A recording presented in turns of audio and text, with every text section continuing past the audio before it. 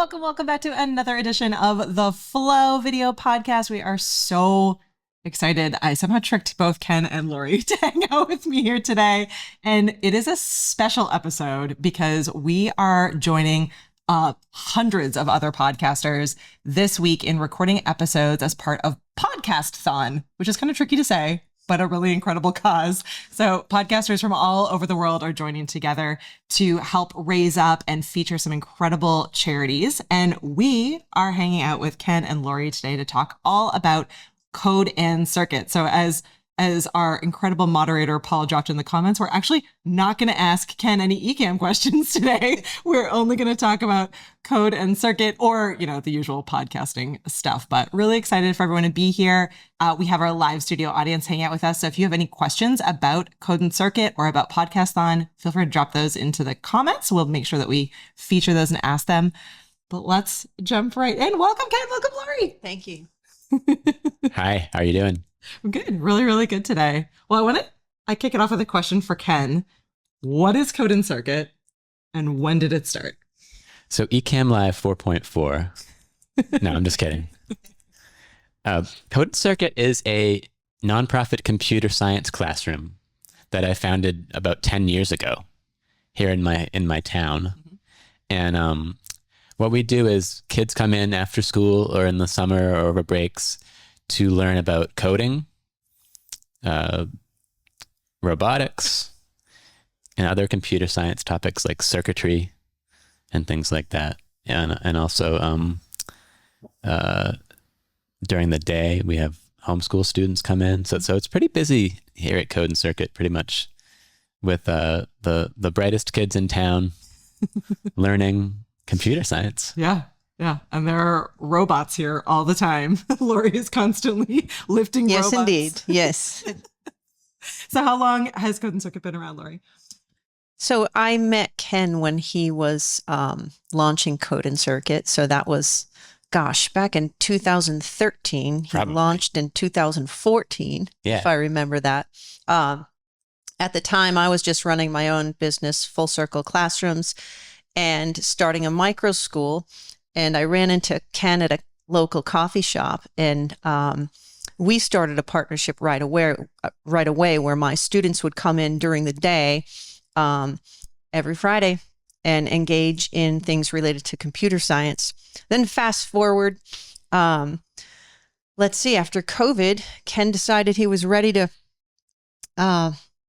hand over the torch. And so 2021, I started as the executive director of Code and Circuit, and we have just expanded since then. Yeah, Lori was, like she said, always involved with Code and Circuit right from the beginning. And then she was on my board of directors.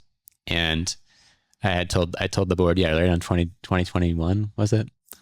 I said, I want to hire an executive director. If anybody knows anybody who might be good for this role, I'm going to start looking for somebody to, run the show over there.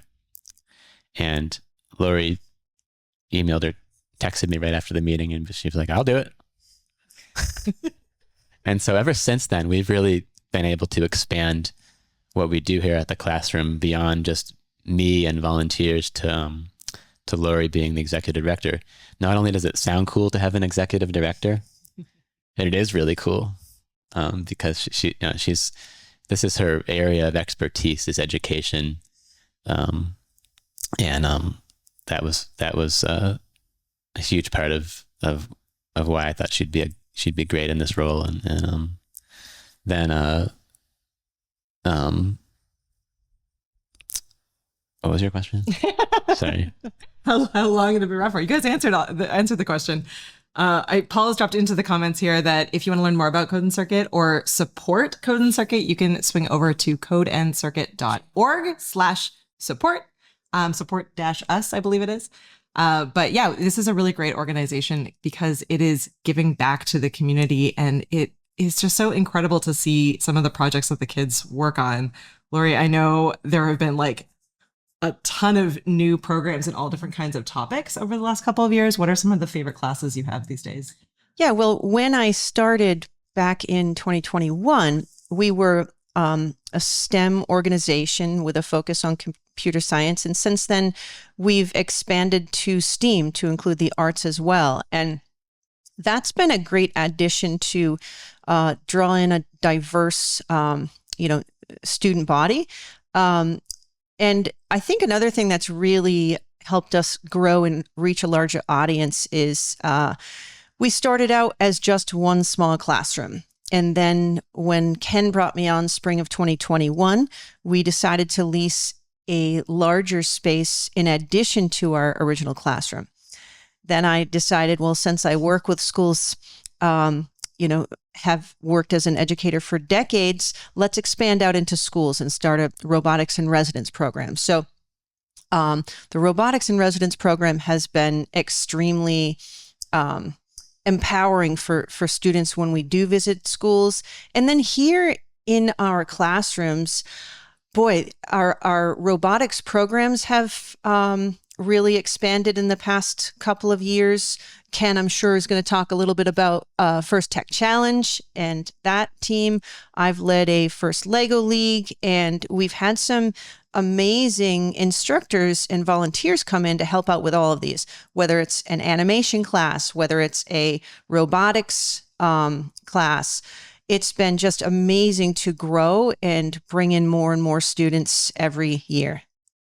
Yeah, it's really incredible too, the work that you've done, making it really equitable and accessible to everyone as well. So, we're here in Amesbury, Massachusetts, but there's obviously a ton of towns and communities that surround this area, and the act of getting out into the schools and reaching people, all the way into New York City, you were heading into Yes. at one point, right? To bring this level of learning out to kids, I think is so hugely important because it is the future, right? Is that what you envisioned when you first started Code and Circuit? What was the mission behind it originally?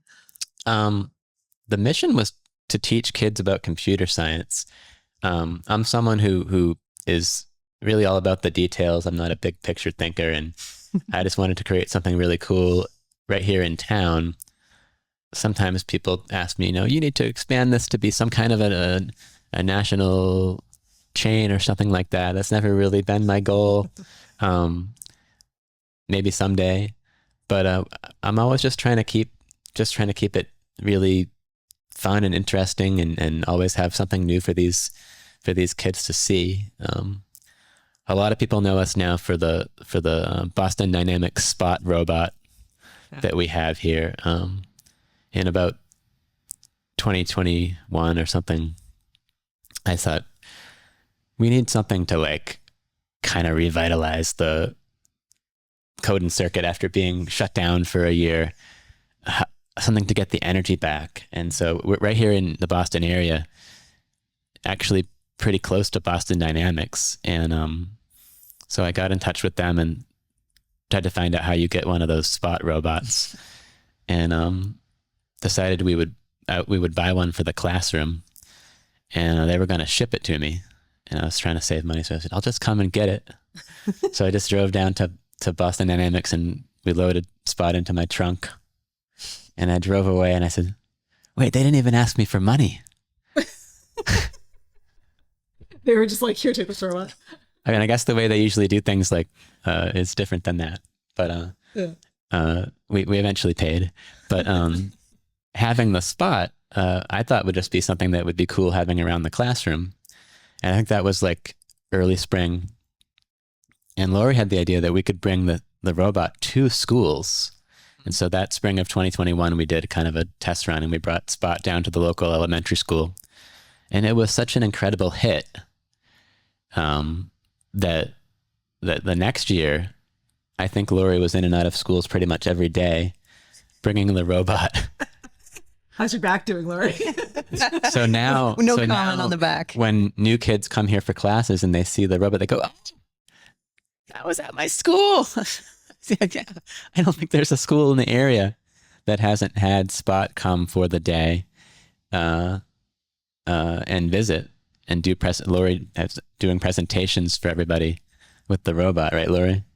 Yes. And, I think that was a way where I was able to tie in what I'm passionate about with education, which is educating the whole child and helping them to helping kids understand that every child has a gift. Every child has unique gifts. And through my presentations, I'm able to relate how we as humans started with a base code and how we grow our code, and how Spot's code started with a base code, and how our high school interns and Ken have helped to elevate its code. So, and I think with that program, it's been incredibly rewarding, not only to serve the local schools, but also, as Katie mentioned, to provide equity to access. So we've been into Malden, Haverhill, Lawrence, Dorchester, Boston, providing opportunities for students that may not have had the same exposure to technology, and bringing it to them so that it is possible for them to understand and learn about robotics as well. So it's been exciting to get out and expand Code and Circuit through that lens. And if you want to hear more about what we're doing with Spot, go to the Boston Dynamics YouTube channel. Yeah. And sort by like latest videos and scroll back a little bit, and, because they did a really cool case study on our use of the robot, and made an incredibly professional video. It's about 3 or 4 minutes long of us, of Lori and I and our students talking about how we use the robot here. And that was just really, really a fun experience to get featured on their YouTube. I think it's neat, and it must have been, as you were saying, like they just let you take that robot. I feel like it must have been so novel for them as well, because they're in this industry where they're making robots for all these different use cases. None of them being teach kids about robotics, or at least at the time. Not at that time. Right. They're working more and more on it. Problem is it's an expensive robot, and so I feel like by the way we're doing it, where we own the robot and Lori brings it for the day, definitely more cost effective for the schools than trying to figure out how to get their own, so. Yeah. I mean, I think it's really neat because these days, kids are growing up certainly much more surrounded by technology than we were as kids, and the ability to get to see it in schools and see how it can be applicable beyond fun, like applicable beyond just like I'm playing a video game, or I'm doing like, yes.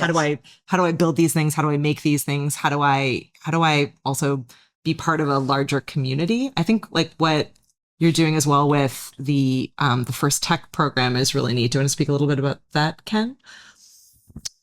Sure. Yeah. First is a nonprofit started in this area actually, but is now worldwide, where the idea is these robot leagues that compete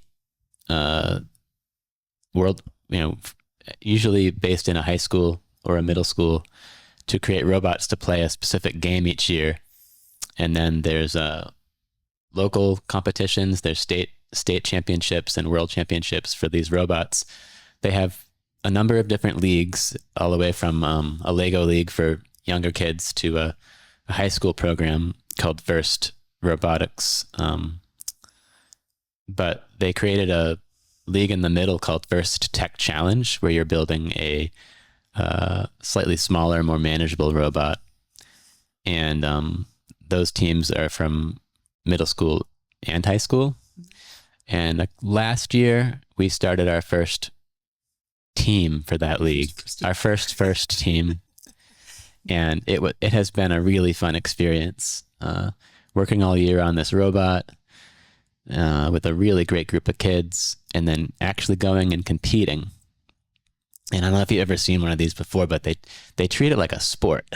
I mean, there's like teams. It's kind of a sport. I mean, everyone's got their uniforms, and there's referees and coaches, and a very fast-paced competition day and brackets. And I've never experienced anything like it. And for these kids to get to do it every year, and the longer they're on the team, the better they get at this stuff, to the point where our team is new, but I've spoken to coaches in other towns that have been doing it for decades, and they say that their older kids run the whole show, and are so skilled at it by the end of this 6 or 7 year experience that they're like incredibly knowledgeable about robotics and team management and all the things that they do. The sense of community that goes into it is really like wild. I guess it's something you wouldn't necessarily think of. You know, I'm sure when you were first approaching and thinking about Code and Circuit, it was like, we're going to teach kids computer science, we're going to teach kids coding. But I think now, I mean, in many ways, because of Lori's educational background and kind of what you're bringing to it, it really is fostering this like sense of leadership and purpose and community and being part of a team and being part of a group. So I love that the first programs at specifically at Code and Circuit are helping the kids develop very different skills than they probably think. Like for them, it's fun, we're building a robot. But there was even one kid who I won't name by name, but she was incredible at, like, she built the entire notebook and planning guide. And for the longest time, just seeing the chats coming back and forth, I completely thought that this child was an adult. Like how organized. One of the coaches. Yeah, one of the coaches, like how organized she was. But I think so it's not overly often that they get that opportunity. Yes. And, you know, I think what we're doing way beyond teaching computer science and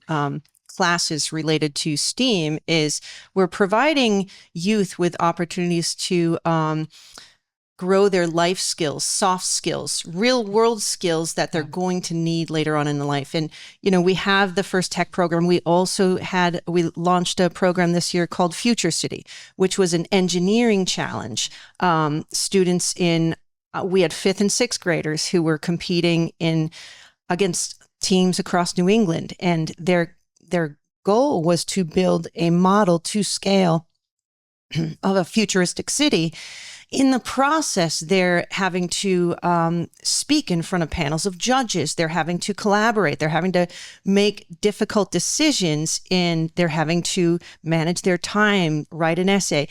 And those types of skills are skills they're going to be able to use later on in life. And when you talk about teams and the bonding, we had a Zero Robotics team 2 summers ago. And through that process, we had students come together and they spent 5 weeks throughout the summer working on coding, learning about NASA, learning about space, and then they eventually worked on code for a satellite on the International Space Station. And that's a program we're going to be able to offer again this summer for the middle school level. And again, it's more than just they're learning how to build a robot or they're learning how to code.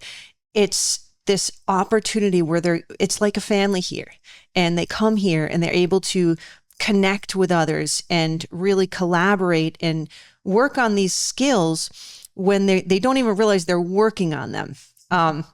So it's pretty interesting to watch and see how they mature and see how they take on leadership roles. And on the topic of skills, like some of our classes right now are geared toward Minecraft. We have students who are learning to code in Minecraft. We have students who are guided in collaborative Minecraft builds. And not only are they coding in Minecraft and building in Minecraft, but at the same time, the focus is on the social emotional skills. We're building their emotional quotient, their ability to communicate, navigate, solve conflicts as they game. And gaming is what our kids are engaged in a lot of the time. So providing them with guidance on how they can code and game in a way that is positive, in a way that is kind, in a way that is respectful. It really trickles down even into our classes. Absolutely. Well, so if you're just joining us right now, or you're catching this later in the replay or out on your favorite podcast player, this episode is part of a week-long event that is hosted by Podcasthon. So we are talking about incredible organizations like Code and Circuit that are giving back to communities. There are likely organizations like this in your own community that you could get involved with or, be part of. Organizations like this really need all of our help. So if you are listening or watching today and you are able to give back either with your time or with your finances, we would love your support. There is a link in the description, in the show notes, where you can support Code and Circuit. If you're interested in supporting Code and Circuit, we would super appreciate that. We are raising all kinds of funds to be able to support various programs that are happening here that you've been hearing all about. What are some of the new programs or big programs that you're excited about this spring and this summer? This spring and summer, for certain, we're excited about. Ken's going to be running a rocketry program this summer. We are having students learn how to code drones and build robots, code spot. Lots of really amazing opportunities that we'll have in the spring and then into the summer as well. And what Katie mentioned about our nonprofit, we are a very small nonprofit, and yet we offer scholarships for students. We offer financial assistance for families.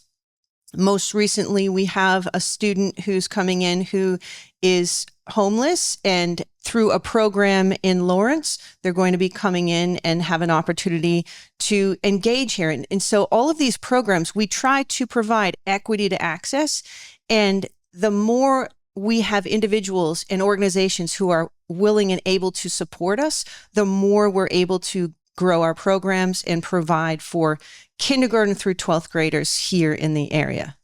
Absolutely. It's so hugely important. What are you most excited about this summer, Ken? This summer? I've never done one of these model rocketry classes. My goal for it is that we're going to do a little bit of rocket science, learn about, the details, the math. Then we're going to get to work designing some model rockets. There might be some 3D printed aspects to it. And then build them. And then potentially do some work around a computerized launcher, which should be really cool. And then we'll go somewhere, I guess, in the summer and launch these things. It's only a 4-day camp, so I've got to keep, I got to be realistic about it. But time management. I always need the kids to help you with the time management. Yeah, I always plan a lot more than we end up doing. But it's going to be, I think it's going to be really fun. And if it works out, we'll keep doing it, as a class. Absolutely. Yeah. Well, it's been awesome for us here at eCamp because Code and Circuit is just literally down the hall, so we get to hear the robot and see the kids' excitement and be all running around. But B, it really has raised up a generation of, you've not been doing it for long enough that there are kids who are now, teenagers and young adults that are graduated from college that are helping.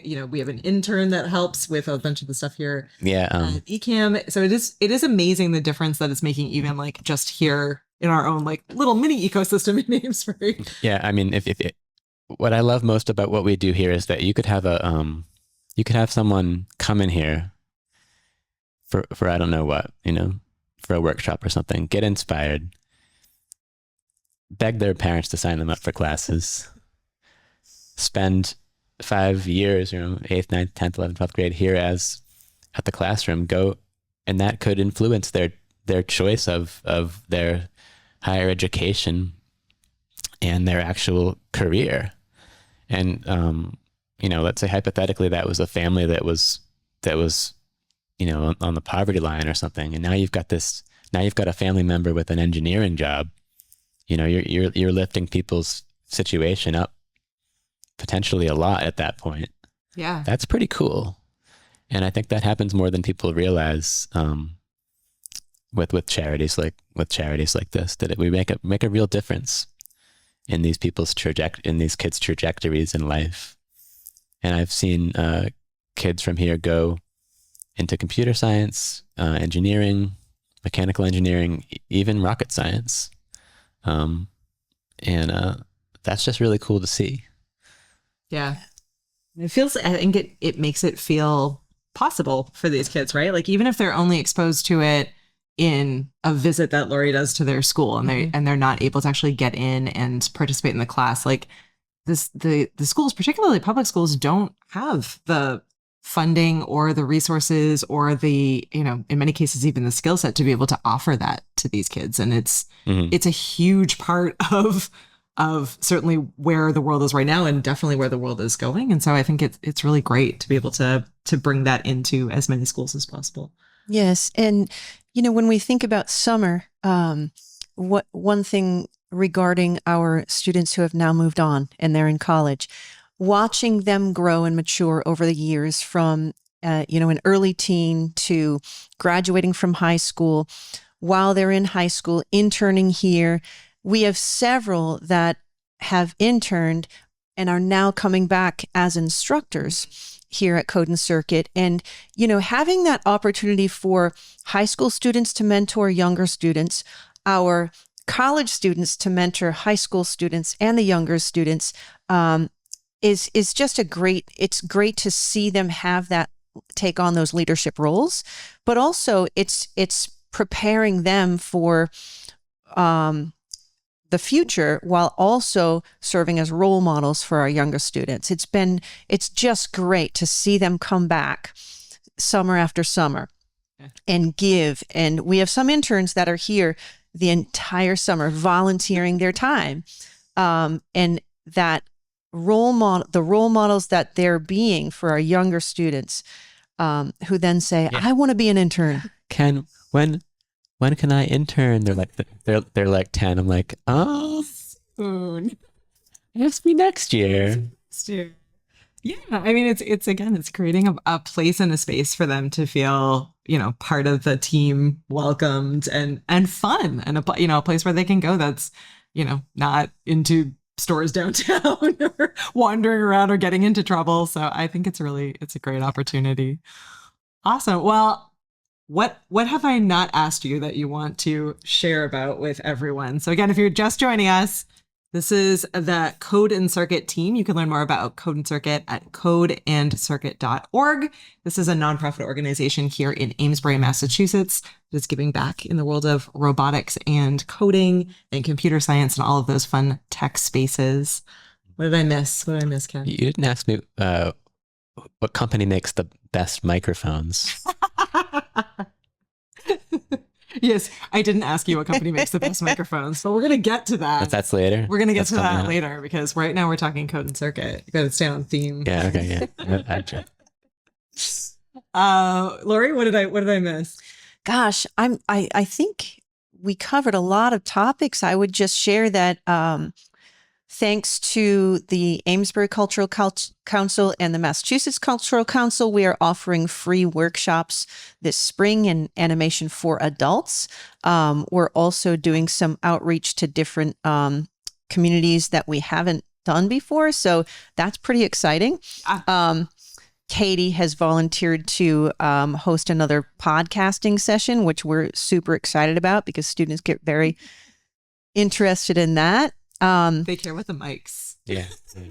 And we're gearing up for our scholarship drive. So looking for donors who are willing to give toward our scholarship drive. And then we do give out scholarships in the spring for seniors who have been a part of our program and are entering into college in a computer science related program. Yeah. So hopefully Luis can drop our graphic in here so we can share with all of you. But this is our call out to all of you, whether you are watching. I see someone watching all the way from Sweden, or you're here in the US, or you're local here in Amesbury, Massachusetts. We'd love your help. So you can swing on over to codeandcircuit.org. You can scan these QR codes, but we are looking for sponsors in all bytes, kilobytes, megabytes, gigabytes, and terabytes. We would really love your support in helping us to spread this word and get more kids through these programs, more adults into these programs. But this is Podcasthon week, so this is a really great opportunity to do that. Well, I think we have gotten to the end of our interview. I saw a couple of questions come through. Doc wanted to know what your first language was, Ken. Yeah, I was I was going to say, like, so if you're watching out there and you're wherever in the world or live or in the replay, and you're thinking, man, oh man, I don't live anywhere near Massachusetts, and but I would like to see if my kid, or maybe you already know, or see if my kid or a kid I know might be interested in learning how to code. There are a lot of great ways that you can get them involved with that just on the internet. So what I always recommend to people is to go, if you have not seen it already, go to Scratch, which started out as an MIT project. They're now their own nonprofit called the Scratch Foundation. But Scratch has been around for 20 years, I think, and it is a website with millions of people using it to code. And that is how a lot of kids I meet are already coding before I even meet them, getting good at coding. This is the best way out there now to learn how to code. And what's cool about Scratch is there's millions and millions and millions of programs that other people have created, other kids have created with pictures and sounds, and whether it's a game or an animation or what. And the great thing about it is you can look at something somebody else made and look inside and see how it works. Nothing is hidden. So you can see exactly how they made it, study it, figure out how it's working, modify it, change it, play around with it. And that is how I got into coding. I didn't have a school in my town teaching it. I had great adults in my life, giving me access to the computer and giving me software. But as far as actually learning the coding, there was a similar tool back then called HyperCard. If there's any real old school Mac people out there, you'll remember HyperCard. It was way ahead of its time. It's actually still nothing like that out there, where you could get programs that other people made and see inside them and see the code and see how they were working and figure it out on your own. Of course, there's a bazillion tutorials out there as well for Scratch. You don't have to figure it out on your own. But that is something that I would recommend if people are looking for something to put their kids in front of, because if you Google it, you're just going to find mountains of companies trying to sell you stuff. Yeah. Scratch is completely free. You don't need to pay for an online thing if you don't want to. You can go to scratch.mit.edu or just Google Scratch and check it out. Make an account, start coding, follow some of their tutorials. That's the best way to get going. George is saying in the comments he remembers HyperCard. HyperCard, how come there's still nothing like that out there? It was amazing. Shout out to our HyperCard friends. I wish that somebody would make a good version of that online or something, and maybe modernize it a little bit. That would be amazing. But well, we really appreciate everyone hanging out with us here today. And huge thank you to all of the podcasts across the world that are participating in Podcasthon this week. Make sure that you swing on over and check out some of the other episodes. You can go to podcasthon, THON.org. And again, if you want to learn more about Code and Circuit or ask any additional questions from Ken and Lori, you can find them at codeandcircuit.org. And this show is available every single Tuesday. We record Tuesdays live at 12 p.m. Eastern, and we release our show because of Captivate. Captivate is our podcast host, which makes it really, really easy for us to get our podcast out into everyone's hands. You can find our show at flow.ecam.com or listen or watch wherever you like to listen or watch to podcasts. And as Ken was saying earlier, this episode is actually brought to you by our friends at Shure, which make absolutely incredible microphones that help us to sound our best when we're here on camera in the Ecamm studio. So huge thank you to them. If you're looking for a microphone, literally everything that they make is fantastic, but the ones we tend to like are the Shure SM7B, which is a great microphone for podcasting, or the MV7 Plus is a little bit lower cost. The team here are joining us with the Beta 58s, which we're taking it old school handheld microphones here in the studio space. But huge thank you to our friends here for making this show possible. And thank you all of you who are joining us in the live studio audience. We really appreciate each and every one of you. And we will see you next Tuesday at 12 p.m. Eastern here on YouTube. Thanks, everyone. Thank you. Bye.